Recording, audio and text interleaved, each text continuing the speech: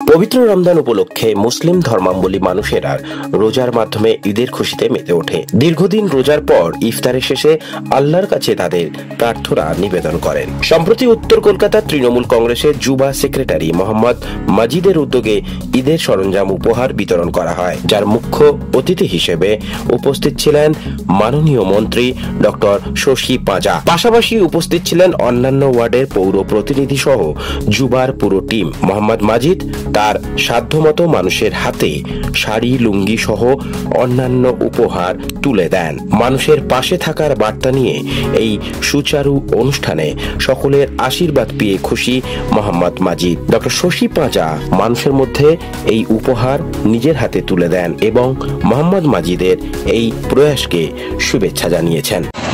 हम लोग ये प्रोग्राम ईद किट डिस्ट्रीब्यूशन हर साल ही करते हैं और अपने वार्ड के लोगों को और जो हमारे वार्ड में जरूरतमंद हैं उन सभी को ईद किट डिस्ट्रीब्यूशन, जिसमें साड़ी, लुंगी, रक्षा सेवाई, बच्चों का कपड़ा हर किसी को देते हैं अपने सामर्थ्य अनुसार। अभी जो आप मतलब संप्रीति का जो वातावरण है उसको आप मैसेज देने जा रहे हैं, तो क्या बोलेंगे इसका बारे में? देखिए, हमारे यहाँ पे ये सब हिंदू मुसलमान बोल के कुछ भी नहीं है। हम लोग यहाँ हिंदू मुसलमान सिख ईसाई सब मिलजुल करके एक दूसरे के पर्व त्योहार सुख दुख में रहते हैं। आप देख रहे हैं कि ईद के हमारे मंच पे भी जितने हमारे मुस्लिम भाई उतने ही हमारे हिंदू भाई हैं, सभी आए। और जो जिनको हम लोगों ने डिस्ट्रीब्यूट किया उसमें भी हिंदू मुस्लिम सभी थे। तो हम लोग यहाँ पे जात पात बोल के कुछ भी नहीं है। और ममता बनर्जी हमारी जो नेत्री है उन लोगों ने हमको सिखाया, हम लोगों को यही सिखाया है कि जात धर्म देखना नहीं है, जो जरूरतमंद है लोगों के लिए काम करिए, लोगों के साथ खड़े। आज क्या क्या दिए हैं आप सामग्री? बताया तो कि साड़ी, लच्छा, सेवाई, लुंगी, बच्चों का कपड़ा। गेस्ट कौन कौन आया था? वो तो आप लोग को पता ही है, हम अपने मुंह से क्या बोले।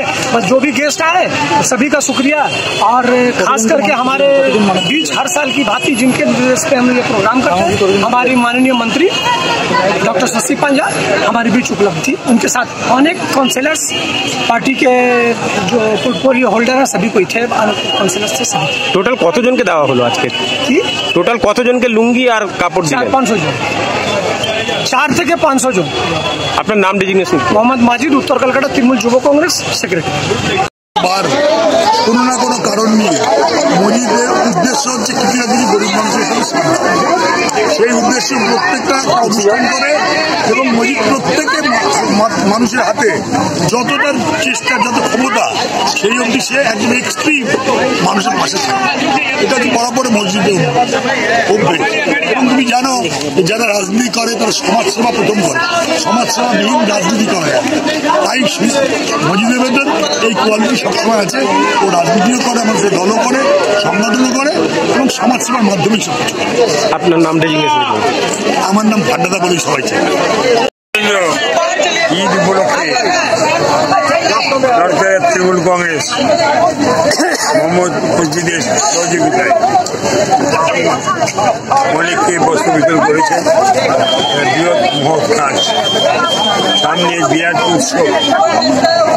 এই উৎসবকে কেন্দ্র করে আমার ভাইয়েরা মানুষের পাশে দাঁড়িয়ে বস্ত্র বিতরণ করেছে। আমি সবাইকে অগ্রিম ঈদের শুভেচ্ছা, নমস্কার, সালাম জানাই। করে আমাদের এই ৩৯ নম্বর ওয়ার্ডে এবং এই সময় ইফতার হয়ে যাওয়ার পরে আমরা ঈদের সামনে যে ঈদ আসছে, খুশির ঈদ, তখন এই নতুন জামা কাপড় এবং তার সঙ্গে সেমই এবং অন্যান্য জিনিস এগুলো ঈদের দরকার হয়, প্রয়োজন অনেক মানুষের মধ্যে বিতরণ করা। আমরা খুবই এটাকে আশীর্বাদ করি যে এরকম একটা সুন্দর অনুষ্ঠান।